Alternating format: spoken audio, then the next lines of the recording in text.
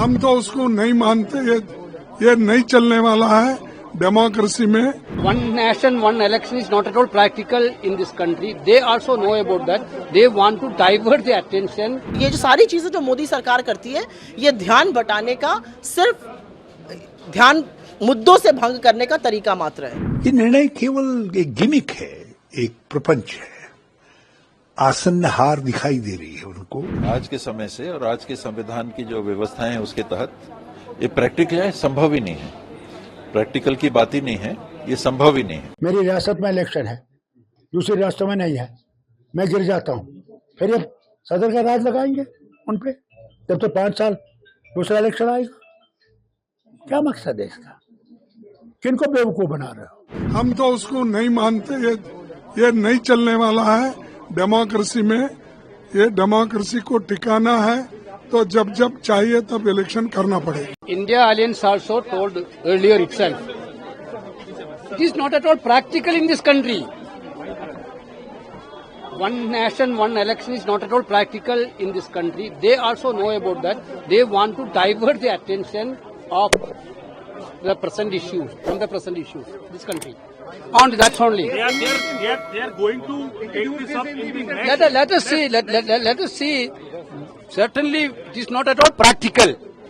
India Alliance is not in favor of it. Congress party is not in favor of it. India Alliance already told this thing earlier. Union cabinet ऐसे बहुत से proposals पास करती है जिस पर उनको U turn लेना पड़ता है। वन नेशन वन इलेक्शन कुछ नहीं, एक शगुफा है असल मुद्दों से भटकाने का। आप बेरोजगारी की बात मत करिए, आप जो उनकी नफरत और हिंसा की बातें हमारे नेता प्रतिपक्ष के खिलाफ कह रहे हैं उन पर बातें मत करिए। इसलिए वन नेशन वन इलेक्शन का ढोल बजाया जा रहा है। आप कैसे करिएगा वन नेशन वन इलेक्शन? क्या आप राज्य सरकारों को गिरा दीजिएगा? क्या आप असेंबलीज भंग कर दीजिएगा? किस तरह से कीजिएगा आप वन नेशन वन इलेक्शन? ये सारे शगुफे हैं आपका ध्यान भटकाने के लिए। आपका ध्यान भटक सकता है, हमारा नहीं भटकेगा। भाई मैं ये जानना चाहती हूँ कि क्या आप अपने घटक दलों की सरकारें गिराएंगे? क्या आप जदयू की सरकार और टीडीपी की सरकार गिरा देंगे और वो मूक दर्शक बन के बैठ के देखते रहेंगे? क्या आप भाजपा के मुख्यमंत्रियों को राजी कर लेंगे सरकार गिराने के लिए? ये सारी चीजें जो सरकारें, ये जो सारी चीजें जो मोदी सरकार करती है, ये ध्यान बटाने का, सिर्फ ध्यान मुद्दों से भंग करने का तरीका मात्र है। ये निर्णय केवल एक गिमिक है,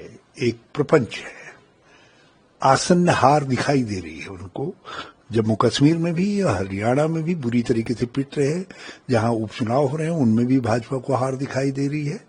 और भाजपा को ये भी लग रहा है, मुझे जानकारी मिली है कि आरएसएस के शीर्ष चर्निंग कैंप में भी ये बात उभर के आई थी कि महाराष्ट्र और झारखंड भी हारने जा रहे हैं। आप तो सक्सेसिव एक के बाद एक राज्य में जो हार दिखाई दे रही है भाजपा को, उससे ध्यान हटाने के लिए और ये इस तरीके का प्रपंच रचा गया है। और ये दो हिसाब से भी, एक तो आज देश की राजनीतिक पॉलिटिकल स्ट्रक्चर में बहुत बड़ा बदलाव आ गया है।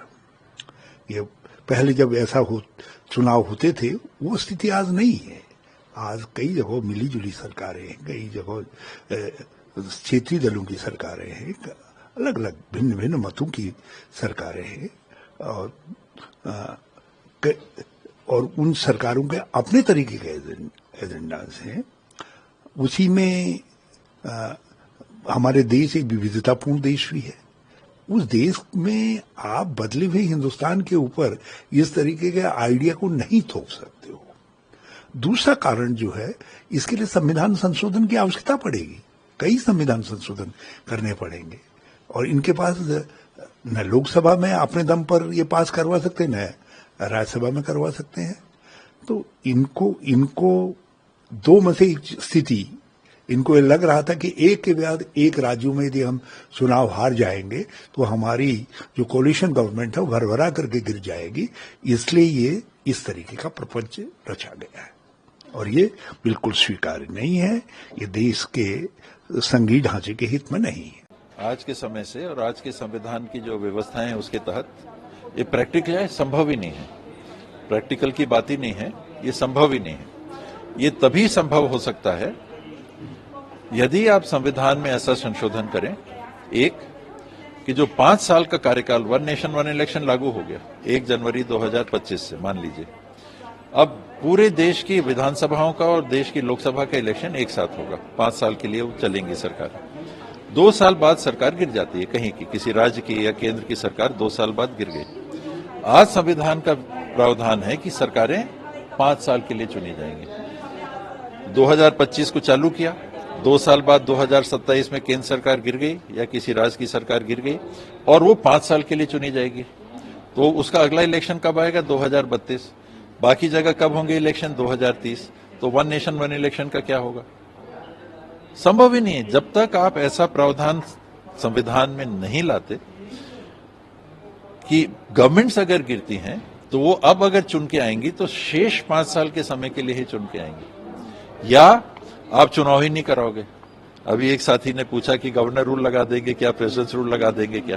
तो आप कहोगे कि हमको तो 5 साल का मेंटेन करना है, 1 साल में अब ये सरकार गिर गई तो अब चुनाव नहीं होगा क्योंकि वन नेशन वन इलेक्शन का क्रम टूट जाएगा। तो 4 साल के लिए गवर्नर्स रूल रहेगा, 4 साल के लिए प्रेसिडेंट्स रूल रहेगा।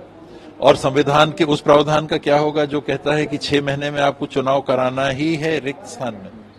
वो भी संविधान में संशोधन करना पड़ेगा। नहीं, वन नेशन वन इलेक्शन हमको कराना है। तो अगर सरकार बीच में गिरती है तो 5 साल का क्रम टूट जाएगा। तो 5 साल हम नहीं बदल रहे। अब ये जो शेष समय के लिए इसमें गवर्नर्स रूल या राष्ट्रपति शासन लगेगा। ब्रूट मेजॉरिटी थी जब इन्होंने ये चीज लाई थी। मकसद क्या था? प्रेसिडेंट बनने का। प्रेसिडेंट, आप देखना जो मैं बात आपसे कहता हूं यही करेंगे ये। इनको डेमोक्रेसी की तरफ नहीं है, ये फेडरल स्ट्रक्चर है। अनेकता में एकता, ये है भारत। कैसे भारत को मिलाएंगे? मेरी रियासत में इलेक्शन है, दूसरी रियासतों में नहीं है, मैं गिर जाता हूं, फिर ये सदर का राज लगाएंगे उन पे, जब तो 5 साल दूसरा इलेक्शन आएगा। क्या मकसद है इसका? किनको बेवकूफ बना रहे हो? यह वतन बहुत बड़ा है, इसमें कई तब्दीलियां आएंगी। 4 स्टेट्स का चुनाव इकट्ठे नहीं करा पा रहे हैं वो, या करने नहीं दे रहे हैं। 2 स्टेट्स का कर रहे हैं। झारखंड और महाराष्ट्र के चुनाव पोस्टपोन किए हैं, बाई इलेक्शन सारे पोस्टपोन कर रहे हैं। तो अपनी सुविधा के अनुसार वो काम करना चाहते हैं और हमेशा जनता को भ्रमित करने के लिए नए नए एजेंडा लेकर आते हैं। आज सरकार को बताना चाहिए कि पिछले 10 महीने में आपने क्या किया है। 6-5 महीने में जहां जहां सरकारें आपकी बनी हैं, 10 महीने हो गए हैं, राजस्थान है, छत्तीसगढ़ है, मध्य प्रदेश है, तीनों स्टेट्स के अंदर लॉ एंड ऑर्डर बिल्कुल चरमरा गया है और सरकार हर मोर्चे पर इस बैकफुट पर है। केंद्र का चुनाव, राज्य का चुनाव एक बार हो तो उसके लिए पुख्ता व्यवस्था होनी चाहिए। कल कोई राज्य में सरकार बनती है और फिर अकारण किसी कारण से वो सरकारें गिर जाती है, तो क्या उतने काल अवधि तक उन राज्यों में प्रेसिडेंट रूल रहेगा या फिर सभी राज्यों के चुनाव एक साथ कराए जाएंगे? ये सारे सवाल हैं और थोड़ा अनप्रैक्टिकल दिखता है। बाबत भी केंद्र सरकार ने निर्णय कैबिनेट से लिया है, राज्यों के चुनाव होना है, महाराष्ट्र हो, हरियाणा है, फिर झारखंड के भी चुनाव हैं। तो अलग अलग राज्यों के चुनाव अलग अलग समय पे होते हैं। भारतीय जनता पार्टी इस राग को कई बार आलापी है, पर इसका कोई पुख्ता एक ड्राफ्ट तैयार कर करके अभी तक पीपुल डोमेन में नहीं डाली है कि हम किस रूप में करेंगे। अगर लगता है कि तत्काल करना है तो क्या चुनी हुई केंद्र की सरकार राज्यों के चुनाव के साथ भांग करके एक बार कराना चाहते हैं, या जिन राज्यों में चुनाव ड्यू है, होने हैं फरवरी में, जनवरी में, दिसंबर में, उन राज्यों के चुनाव रोक दिए जाएंगे? आखिर वन नेशन वन इलेक्शन होगा कैसे, या फिर आने वाले कल में एक साथ कराएंगे? वो सारे सवाल हैं, थोड़ा अव्यवहारिक प्रतीत होता है। कि हमें ये लगता है कि ये भारतीय जनता पार्टी का एक और नया जुमला है, और मैं बताता हूं क्यों। थोड़े दिन पहले 4 राज्यों के चुनाव होने थे। 4 राज्यों के चुनाव में इन्होंने सिर्फ 2 राज्यों का चुनाव किया। इन्होंने हरियाणा का और जम्मू एंड कश्मीर का चुनाव कराया, झारखंड और महाराष्ट्र को छोड़ दिया। अगर आप 4 राज्यों के चुनाव नहीं करा पा रहे हो, आप वन नेशन वन इलेक्शन कैसे कराओगे? उसको भी छोड़ो, मैं इनसे ये कहना चाहता हूं कि हम मांग कर रहे हैं कि महाराष्ट्र और झारखंड के साथ आप दिल्ली का चुनाव करा दो। ये उसमें भी सहमत नहीं है। तो जब आप एक साथ 3 राज्य के चुनाव कराने में असमर्थ हैं, एक साथ 4 राज्यों के चुनाव कराने में असमर्थ है, तो फिर ये कैसे संभव है कि आप पूरे देश में एक साथ चुनाव करेंगे? तो ये एक बहुत बड़ा जुमला है। इसके अलावा एक और इंपॉर्टेंट पॉइंट है जो मैं आपके माध्यम से देश के सामने रखना चाहूंगा। क्या होगा अगर बीच में कोई सरकार गिर जाती है? अगर 5 साल के कार्यकाल में 2.5 साल में कोई सरकार गिर जाती है, तो क्या 2.5 साल फिर राष्ट्रपति शासन लगेगा वहां पे? और 2.5 साल राष्ट्रपति शासन लगेगा तो क्या बीजेपी ये सोच रही है कि वो फिर राष्ट्रपति शासन के थ्रू अपनी मनमर्जी एलजी के माध्यम से अपनी मनमर्जी चलाएंगे? एलजी के माध्यम से कई सारे डेमोक्रेटिकली इलेक्टेड गवर्नमेंट्स को और राज्यों को डिस्टेबलाइज करने का काम बीजेपी ऑलरेडी कर रही है। तो क्या ये इनका एक सिनिस्टर प्लान है कि ऐसे करके राज्यों को डिस्टेबलाइज किया जाए? भारतीय जनता पार्टी